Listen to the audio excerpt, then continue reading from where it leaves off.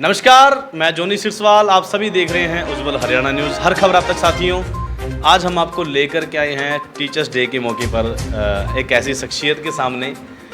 एक तो नहीं कहूँगा, लेकिन दो शख्सियतें तो दो ही हैं।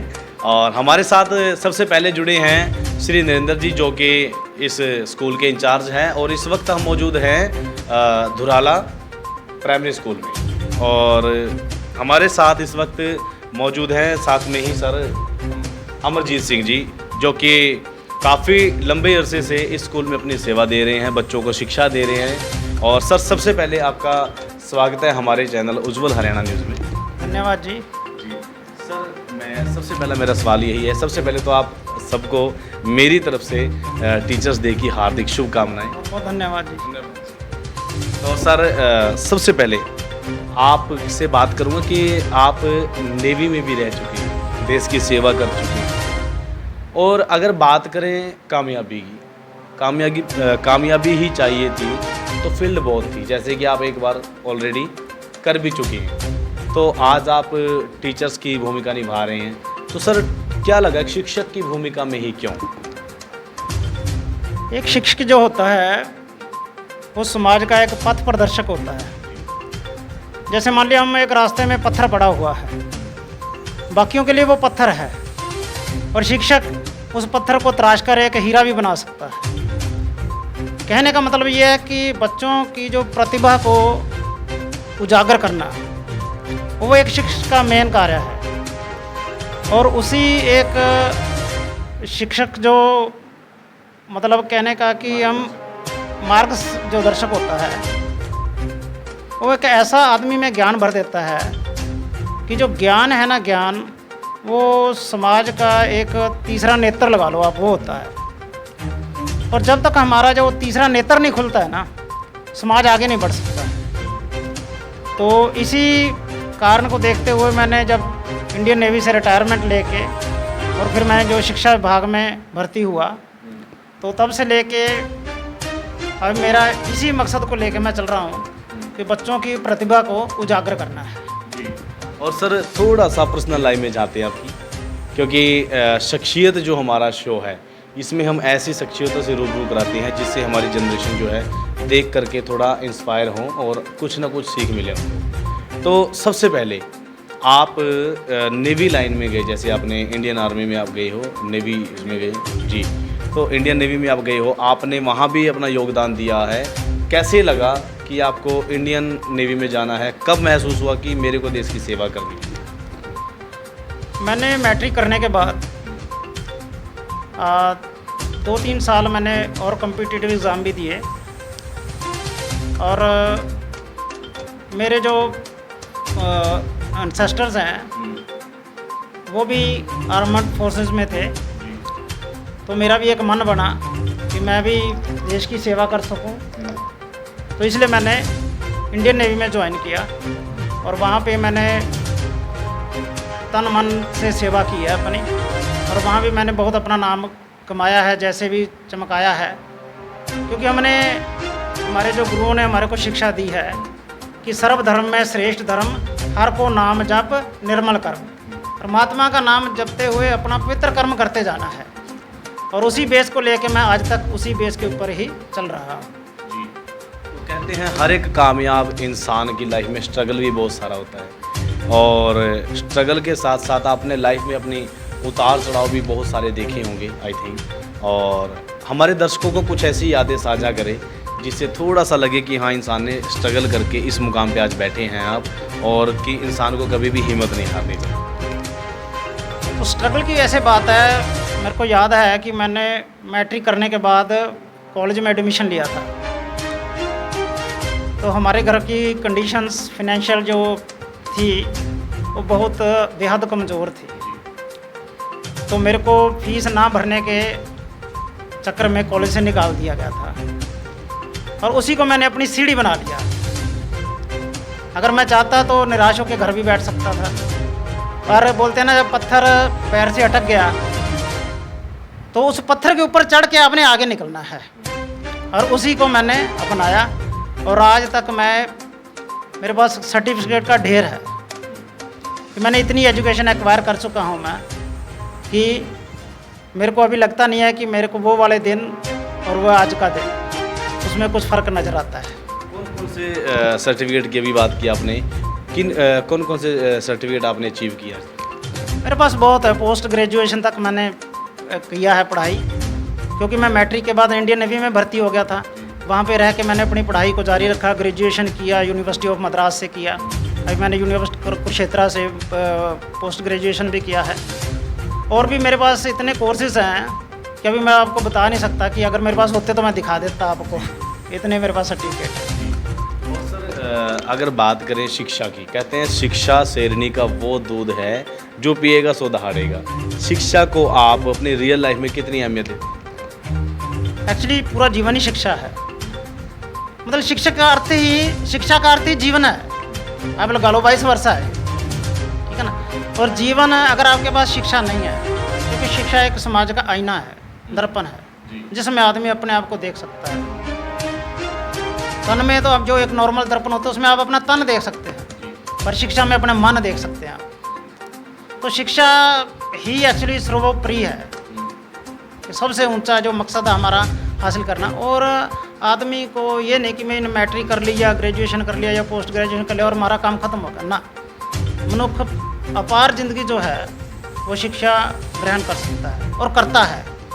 ऐसा नहीं है कि आपको जीवन में रोजाना कुछ ना कुछ सीखने को मिलता। अभी हमारे पास छोटे छोटे बच्चे हैं, हम बच्चों से बहुत सारी चीज़ें सीखते हैं। बच्चे ऐसी ऐसी बात बोल देते हैं जिससे हमारे को बड़ी सीख मिलती है। हम नए नए शब्द सुनते हैं, क्योंकि हम जिस तरह अभी पंजाबी भाषी हैं या हिंदी भाषी लगा लो, पर ये जो लोकल भाषा के शब्द है ना, हमारे को बच्चों से सीखने को मिलते हैं। हमने बहुत सारी चीज़ें आके, मैंने शिक्षा विभाग में आके, स्कूलों में आके बच्चों से बहुत कुछ सीखा है। और उसी की बदौलत है कि आज मैं यहाँ खड़ा हूँ और मैं वेल सेटल्ड। सर शिक्षा की अगर बात करें कि प्राइवेट स्कूलों की फैसिलिटीज़ और शिक्षा और हमारे सरकारी स्कूलों की फैसिलिटी और शिक्षा में कितना अंतर देखने को मिलता है? एक्चुअली क्या है ना, एक दिखावा होता है, और दिखावे में आदमी का जो इनर कॉन्शियस है वो बाहर नहीं आ पाती है। मैं इसको क्रिटिसाइज़ तो नहीं करता कि प्राइवेट और सरकारी में, पर जो सरकारी स्कूल्स हैं या जो सरकारी टीचर्स हैं, अध्यापक हैं, उनकी क्वालिफिकेशन बहुत होती है। होती तो प्राइवेट में भी होती होगी या नहीं भी होती होगी, पर मेन क्या है ना, आज हम सिर्फ दिखावे के ऊपर रह गए हैं।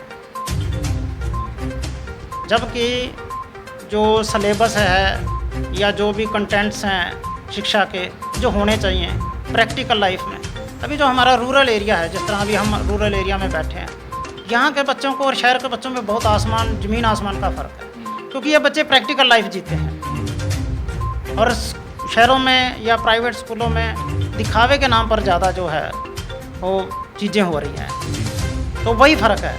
हमारे बच्चे जो हैं इसलिए कामयाब हो गए हैं, हो जाते हैं, क्योंकि इन्होंने प्रैक्टिकल लाइफ को देखा। और मेन एक्चुअली प्रैक्टिकल लाइफ ही है। किताबें पढ़ने से ज्ञान नहीं आता है, और पढ़ाई का मतलब ये नहीं होता कि हमने पढ़ लिया। अर्थ समझ कर पढ़ना। हम तो बच्चों को यही पूछते हैं सवेरे कि आप स्कूल में क्यों आते हैं, तो जब बोलते हैं ना पढ़ने आते हैं, मैंने जब से मैं यहाँ से आया हूँ शिक्षा विभाग में, मैंने उनको पढ़ाई का अर्थ ये बताया कि हम सीखने आते हैं, पढ़ने नहीं आते हैं। हमने सीखना है और सिखाना है, और यही हमारे जीवन का मकसद है। पढ़ने को तो 4 अक्षर सीख के कोई भी पढ़ सकता है, पर अगर पढ़ को अपने जीवन में उसने जिया, वही एक्चुअली पढ़ाई है। सर मेरा अगला सवाल आपसे है कि शिक्षक को गुरु का दर्जा दिया गया है और गुरु को भगवान से भी बड़ा माना गया है, तो किस नज़रिए से देखते हो एक शिक्षक की भूमिका को, आप किस नज़रिए से देखते हैं? कि आपने भी सबने शिक्षा ग्रहण की। आपके माता पिता से लेकर समाज, सब आपके लिए शिक्षक की भूमिका में कोई ना कोई रहा होगा। ये जो स्कूली शिक्षा है वो एक अलग चीज़ है, उसमें भाषा होगी, कोई आपकी साइंस या EVS जो भी ये सब्जेक्ट होंगे, वो आपको एक नैतिकता का विज्ञान है, समाज से मिलता है। तो जब आपको एक मनुष्य होने का मतलब असली चीज़ जो पूरे गुण जिसको हम कहते हैं ना, आपने क्या सीखा है वो चीज़ आपको। जैसे अब मैं सोच रहा हूँ कि हमारी रिसर्च का टाइम हो गया, ठीक है, क्योंकि मेरी नैतिकता कहती है कि मैं अपने काम के प्रति सजग रहूँ, जी जी बिल्कुल। है, और कम से कम लफ्ज़ों में अपनी। तो अगर भगवान ने किसी ने नहीं देखा, लेकिन अगर उसमें मानवता है, उसमें संस्कार हैं, वो अपने संस्कारों से, संस्कृति से, जैसे आजकल है भी है, जोर है, और अच्छी भी बात है।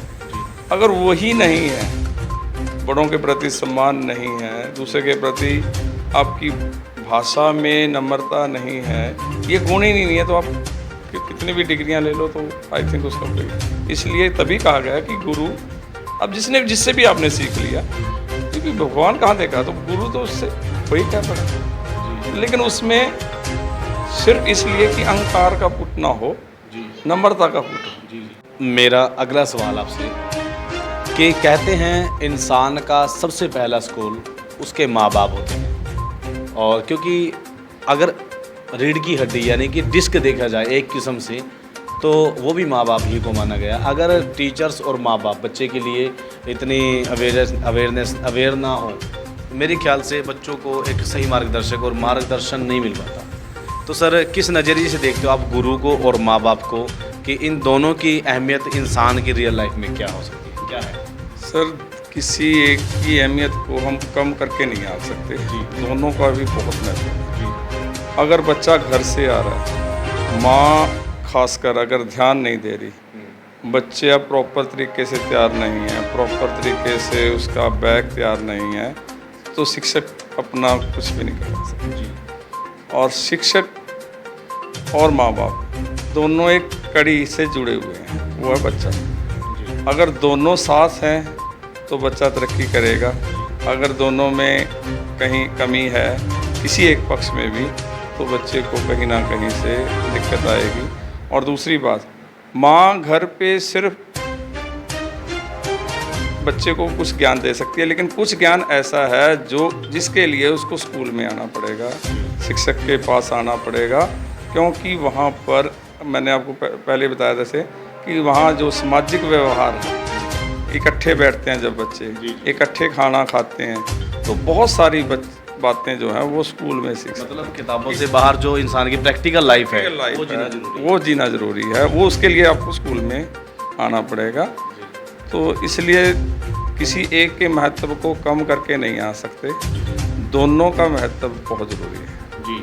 और कहीं ना कहीं मानते इस बात को कि शिक्षक की अहम भूमिका रही है जो आज चंद्रयान 3 कामयाब हुआ है?